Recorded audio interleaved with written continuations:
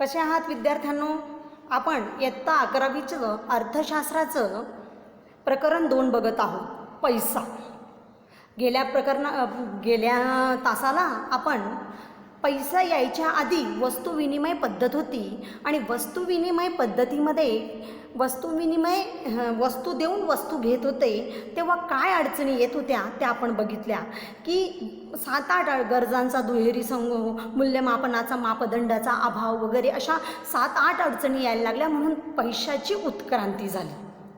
मग पैसा काय आहे की जो एखाद्या वस्तूचं मूल्य ठरवतो आणि तो सर्वत्रिपरी सगळ्याकडे तो मान्य आहे, त्याला पैसा असं म्हणतात. की पूर्ण देशामध्ये तो मान्य केलेला जातो आणि सहज तो देऊन लगेच ती वस्तू मिळते, त्याला पैसा असं म्हटलं जातं. मग आपण पैशांची कार्य बघणार आहोत. पैशांची 3 कार्य आहेत: प्राथमिक कार्य, दुय्यम कार्य, अनुषंगिक कार्य. मग प्राथमिक कार्य बघा, 3 कार्य आहेत. 3ही कार्य आपल्याला सेपरेट बघायची आहेत. प्राथमिक कार्यामध्ये 2 प्रकार आहेत. मग प्राथमिक कार्य म्हणजे काय? जे पैशाचं मेन कार्य आहे. पहिलं आहे विनिमयाचं माध्यम. पैशाचं सर्वात महत्त्वाचं कार्य म्हणजे विनिमय म्हणजे देणं घेणं.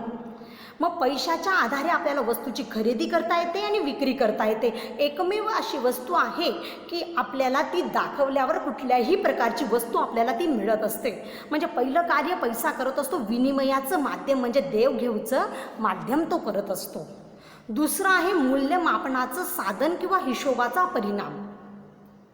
काय? मूल्यमापनाचं साधन किंवा हिशोबाचे परिणाम म्हणजे पैशामुळे आपल्याला मूल्यमापन करता येतं.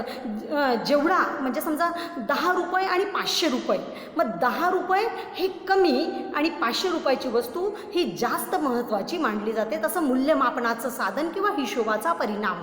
वस्तू आणि सेवांच्या किंमत पैशात व्यक्त होते. मग पैशामुळे वस्तूच्या किमतीला तुलना करता येते, आपल्या मूल्यमापन करता येतं. समजा तुम्ही दूध घ्यायला गेले, जर तुम्ही पावशेर दूध मागितलं तर तुम्हाला तेवढे कमी पैसे करतील आणि 1 लिटर दूध मागितलं तर तुम्हाला लगेच 60 रुपये मागतील, अर्धा असेल तर 30 रुपये मागतील. म्हणजे मूल्यमापन केलं जातं. विविध चलनाद्वारे विविध देशांच्या वस्तूचं मूल्य त्याच्यामध्ये व्यक्त केलं जातं. मग भारताचं काय आहे? आपलं भारताचं मूल्य, पैशाचं मूल्य काय समजलं जातं? रुपयामध्ये मोडलं जातं. अमेरिकेचं डॉलरमध्ये, जपानचं येनमध्ये, अशा विविध याच्यामध्ये पैशाची तुलना केली जाते. मग पैशाचं स्वरूप हे त्याच्या देशातल्या चलनानुसार त्याचं हे केलं जातं. भारताचा रुपया, अमेरिकेचा डॉलर, जपानचा येन. आलं लक्षात? हे झाले प्राथमिक 2 कार्य, विनिमयाचं माध्यम आणि मूल्यमापनाचं साधन किंवा हिशोब. मग भारताचा हिशोब आपला रुपयामध्ये होतो, अमेरिकेचा डॉलरमध्ये होत असतो. आता पैशाची दुय्यम कार्य कुठले हो? म्हणजे पैसा हे 2 कार्य तर करतोच, त्याच्या व्यतिरिक्त काय करतो? विलंबित देणी देण्याचं कार्य करतो. आपण पहिल्यामध्ये बघितलं होतं वस्तू विनिमय पद्धतीमध्ये की वस्तू देऊन वस्तू घेत असेल. समजा एखाद्या माणसाला गव्हाचं पोतं हवं असेल आणि दुसऱ्याकडे शेळी असेल तर त्याला अर्धं गव्हाचं पोतं आणि तो अर्धी शेळी कापून देईल का? नाही.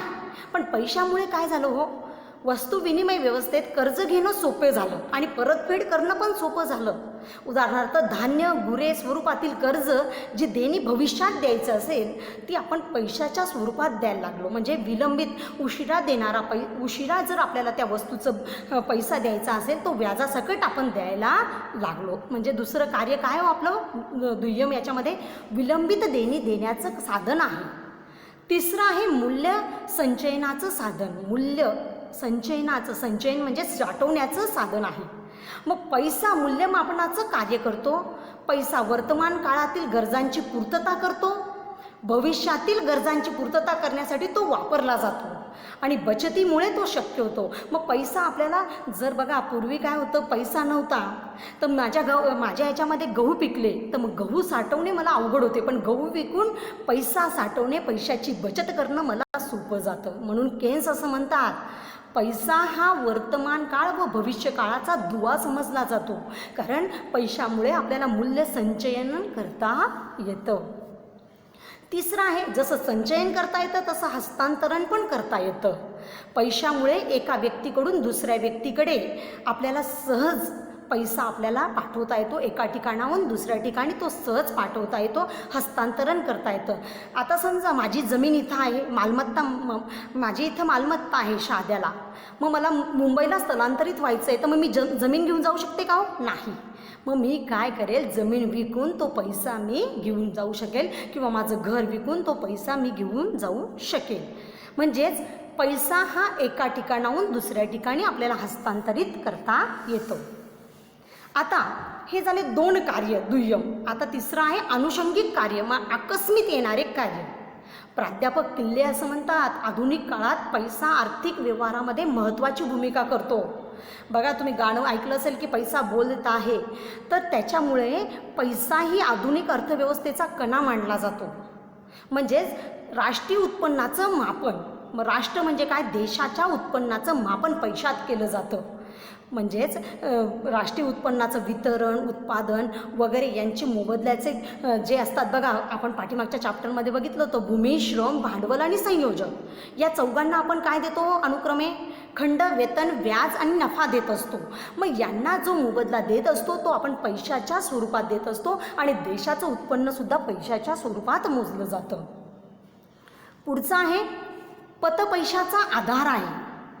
काय आहे, पैसा हा पतपैशाचा आधार आहे. व्यापारी बँकेकडे आपण ठेवी ठेवतो, मग त्याच्या आधारावर व्यापारी बँका काय करतात, पैशापासून पैसा निर्माण करतात.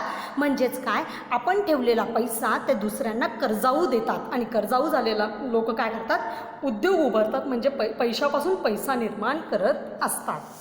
तिसरं आहे संपत्तीचं रोखतेचं रूपांतर. पैसा ही सर्वात तरळ संपत्ती आहे, ती कोणत्याही मालमत्तेवर रूपांतरित करता येते. बघा, पैशाचं लगेच रूपांतर होत असतं. कोणत्याही जर माझ्याकडे ₹1,00,000 आहे, मी ₹1,00,000ची जमीन घेऊ शकते, वॉशिंग मशीन घेऊ शकते, गाडी घेऊ शकते. आलं लक्षात? एखाद्या व्यक्तीला सोनं खरेदी करायचं असेल तो सुद्धा करू शकतो, किंवा मला सोनं विकून सुद्धा मला पैसा मिळू शकतो. म्हणजे संपत्तीच्या रोखतेचं रूपांतर पण करतो, आणि त्याच्या द्रव्यता पण तो करत असतो. चौथा आहे स्थूल आर्थिक चलाचं मापन. मग स्थूल राष्ट्रीय उत्पादन, एकूण बचत, एकूण गुंतवणूक इत्यादी स्थूल आर्थिक चलाचं मोजमाप मौद्रिक चलनाच्या रूपात पैशामुळे करता येतं. तसंच पैशामुळे शासकीय कर आकारणी, अर्थसंकल्प बांधणी सोयीचं ठरत असतं. मग याच्यामुळे पैशामुळे काय होतं की देशाचं चलाचं रूपांतर होत असतं. त्याच्यामुळे देशाची जी आर्थिक बांधणी आहे ती भक्कम होत असते, आणि त्याच्यामुळे बघा आता आपल्याला समजतं की अर्थव्यवस्था कमी झालेली आहे कोरोनामुळे. मग कोरोनामुळे मंदी आली, कारण व्यवसाय सगळे बंद होते 5-6 महिने, त्याच्यामुळे मंद आली, म्हणजे आपले आर्थिक चलन हे कमी झालं. आलं लक्षात? म्हणजे पैशामुळे ते व्यक्त होत असतं. आणि शेवटचं आहे की आपण काय काय बघितलं, 3 कार्य बघितली.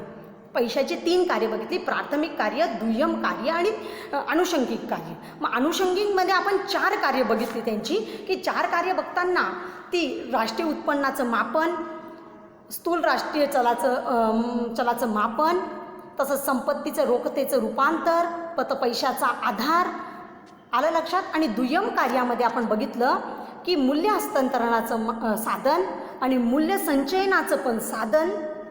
तसंच दुय्यम कार्यामध्ये अजून एक कार्य आपण बघितलं, विलंबित देणी देण्याचं साधन आणि मूल्यमापनाचं साधन आणि हिशोबाचं परिणाम. आणि प्राथमिक कार्यामध्ये 2 कार्य आहेत, विनिमयाचं माध्यम आणि हिशोबाचा परिणाम. आलं लक्षात? पुढच्या लेक्चरला आपण बघणार आहोत पैशाचे प्रकार आणि पैशाचे गुणधर्म. धन्यवाद.